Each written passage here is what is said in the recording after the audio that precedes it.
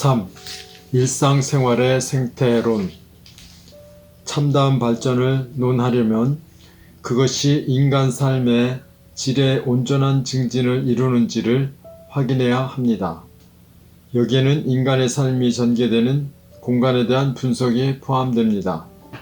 이 주변 상황은 우리의 인생관과 정서와 행동에 영향을 미칩니다. 또한 우리는 방, 집, 일터, 동네에서 자신의 정체성을 표현하고자 환경을 이용합니다. 우리는 환경에 적응하려고 온갖 노력을 기울입니다. 그러나 어떤 환경이 무질서하고 혼란스럽거나 시청각적 공해가 있는 경우에는 그러한 지나친 자극이 온전하고 행복한 정체성을 형성하려는 우리의 노력을 방해합니다. 주어진 조건의 악영향을 개선하고 무질서와 불확실성 안에서도 자신의 삶의 방향을 깨달아 환경의 제약을 초월할 수 있는 개인이나 집단의 창의력과 관대함은 경탄할 만합니다. 예를 들면 건물의 외부는 많이 낡았어도 그 집 내부를 잘 관리하거나 사람들의 따뜻한 마음과 우위로 아늑함을 느끼는 이들이 있습니다. 한 집에 사는 사람들이 긍정적으로 서로 도우며 화목하게 살아가면 언뜻 보기에는 살기 힘든 환경에서도 환한 빛이 흐르게 됩니다. 때때로 가난한 이들이 많은 어려움 속에서도 이룩하는 인간 생태계는 칭찬받을 만합니다. 친밀하고 따뜻한 인간관계를 쌓아간다면, 공동체를 이룬다면 관계망 안에서 친교와 소속감을 느끼는 모든 사람이 환경의 제약에 상응하는 내적 보상을 받는다면 인구 밀도가 점점 높아지는 주거 지역 때문에 생기는 질식감을 없앨 수 있습니다. 이러한 방식으로 그 어떤 지역이든 더 이상 지옥이 아니라 존엄하게 살 수 있는 환경으로 바뀔 수 있습니다. 화합하지 않거나 개방되지 않거나 통합 가능성이 없는 지역에서 발생하는 극심한 빈곤은 잔혹 사건과 범죄 조직의 착취로 이어질 수 있습니다.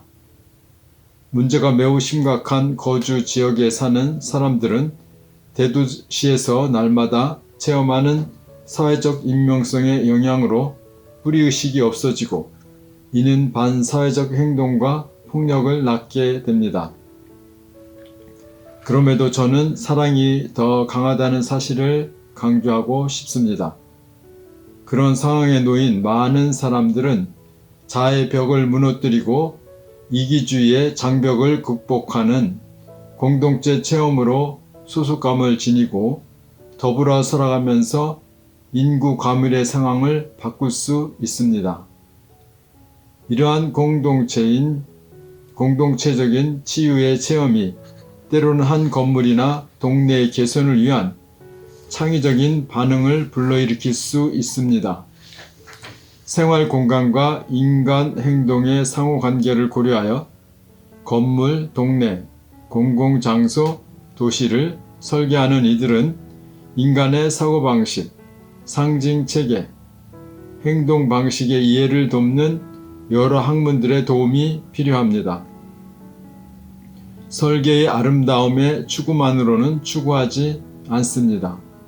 인간 삶의 질, 인간과 환경의 조화, 만남과 상조와 같은 또 다른 아름다움에도 도움이 될 때 더욱 값진 것이 됩니다. 이러한 이유로 도시계획의 분석에 관련 지역 주민들의 견해를 더 많이 반영하는 것이 매우 중요합니다. 소속감, 뿌리의식, 편안함을 증진하는 공공장소, 명소, 도시 경관을 가꿀 필요가 있습니다. 도시의 여러 지역이 잘 통합되는 것이 중요하고 또한 지역 주민들이 도시 전체를 다른 이들과 공유하는 공간이라 여기지 않고 자기 동네에만 갇혀 살기보다는 하나라는 시각을 갖는 것이 중요합니다. 도시와 농어촌의 경관을 바꾸는 경우에 지역의 여러 요소들을 고려해야 합니다. 그래서 주민들이 이 전체적인 것을 풍부한 의미를 지닌 일관된 틀로 여길 수 있어야 합니다. 그래야만 다른 사람들을 더 이상 이방인이 아니라 더불어 사는 우리의 일부로 여길 수 있습니다. 똑같은 이유로 도시와 농어촌에서 모두 일부 지역들을 인간의 계급으로 일어나는 지속적인 변화에서 보호하고 보존하는 것이 바람직합니다. 주택 부족은 세계의 많은 지역에서 대도시만이 아니라 농어촌 지역에서도 심각합니다. 국가에서는 대개 수요의 일부만을 충족시키기 때문이기도 합니다. 가난한 이들만이 아니라 사회의 다른 많은 구성원들도 집을 마련하기가 매우 어렵습니다. 집을 마련하는 것은 인간 존엄과 가정의 발전에 매우 중요합니다. 이는 인간 생태론의 핵심 과제입니다. 임시 판자촌이 우죽순처럼 들어선 일부 지역에서 주민들을 완전히 몰아내기보다는 먼저 그 지역을 개발하는 것이 중요합니다.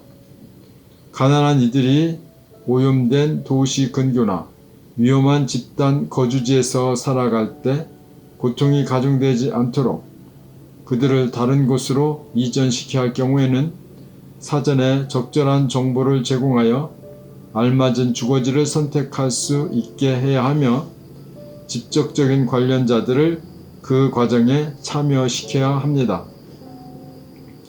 동시에 창의력을 발휘하여 낙후된 지역을 살기 좋은 도시로 통합하게 해야 합니다. 해로운 불신을 극복하고 다른 이들을 온전히 받아들여 바로 이 통합을 새로운 발전 요인으로 만드는 도시들은 얼마나 아름답습니까? 건축 분야에서도 다른 이들과 교류하고 관계를 맺으며 알아가는 공간들로 가득 찬 도시들은 얼마나 매력적입니까? 도시에서는 삶의 질이 교통체계와 깊이 관련되어 있습니다. 이 교통체계는 종종 주민에게 큰 고통을 안겨주는 원인이 되기도 합니다. 한두 사람만 승차한 많은 차량들이 도시를 돌아다니면서 교통 혼잡을 초래하고 공해를 악화시키며 엄청난 양의 비재생 에너지를 소비합니다. 또한 도시의 경관을 망가뜨리는 많은 도로와 주차장의 건설이 필요하게 됩니다. 많은 전문가들은 대중교통을 최우선 과제로 삼아야 한다는 것에 동의합니다. 이러한 교통수단의 근본적 개선이 없으면 필요한 몇몇 조치들이 평화로운 방식으로 수용되지 못할 것입니다. 많은 도시들에서 사람들은 과밀, 불편, 긴 배차 간격, 불안 때문에 품위 없는 대접을 견뎌야만 합니다. 인간 고유의 존엄성의 존중은 사람들이 도시 생활에서 감내해야 하는 혼란스러운 생활과 흔히 마찰을 빚습니다. 그러나 우리는 소외와 무시를 당하는 농어촌 지역 주민들의 처지도 잊어서는 안 됩니다. 농어촌에는 공공 서비스의 혜택을 받지 못하고 좀 더 존엄한 삶에 대한 권리도 희망도 없이 노예의 처지로 추락하는 노동자들이 존재합니다. 인간 생태론에는 또 다른 심오한 측면도 있습니다. 곧 인간의 삶과 우리 본성에 새겨진 도덕률이 맺는 필연적 관계, 곧 더 존엄한 환경을 만드는 데 반드시 필요한 관계를 포함하고 있는 것입니다. 베네딕토 16세 교황께서는 사람은 존중해야 하며 마음대로 조작할 수 없는 본성도 지니고 있다 라는 사실에 토대를 둔 인간 생태론에 관하여 말씀하셨습니다. 이러한 맥락에서 우리의 몸이 우리가 환경과 그리고 다른 피조물들과 직접적 관계를 맺게 해준다는 것을 인식해야 합니다. 우리의 몸이 하느님의 선물임을 인정하는 것은 이 세상을 하느님 아버지의 선물이며 우리의 공동의 집으로 받아들이고 인정하는 데 매우 중요합니다. 그러나 우리 자신의 몸을 마음대로 다룰 수 있다는 생각은 종종 우리가 모르는 사이에 피조물을 마음대로 다룰 수 있다는 생각으로 바뀌게 됩니다. 우리 몸을 받아들이며 돌보고 그 의미를 존중하는 법을 배우는 것은 참다운 인간 생태론의 본질적인 요소입니다. 또한 이성과의 만남에서 자기 자신을 인식할 수 있으려면 여성성이나 남성성을 지닌 자신의 몸을 소중히 여기는 것이 필요합니다.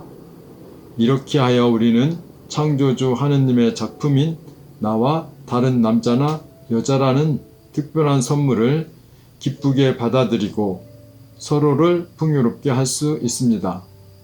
성적 차이에 대처하는 법을 모르니 그 차이를 없애야 한다 라고 주장하는 것은 건전한 태도가 아닙니다.